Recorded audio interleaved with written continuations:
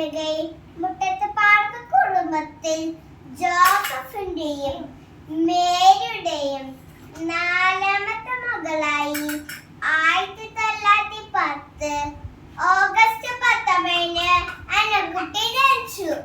ചെറുപ്പത്തിൽ തന്നെ അവരുടെ അമ്മ മരിച്ചു പോയിരുന്നു. അതിനാൽ പേരമ്മയാണ് വളർത്തിയത്.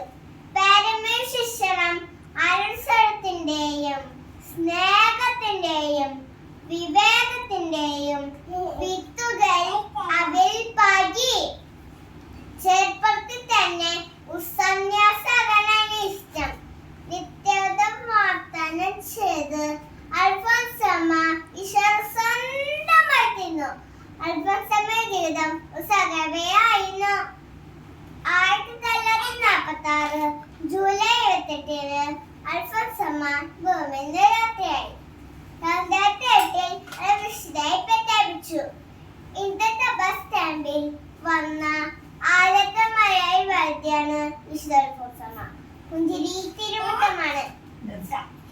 സങ്കടപരമതെ മകത്തേക്ക് നോക്കി കരുണോടെ കൊണ്ടിരിക്കുന്നു. നമുക്കും അൽഫോൻസമ്മയെ പോലെ പരസ്പരം സ്നേഹിക്കാം, സഹായിക്കാം, നമ്മൾ ചെയ്യാം.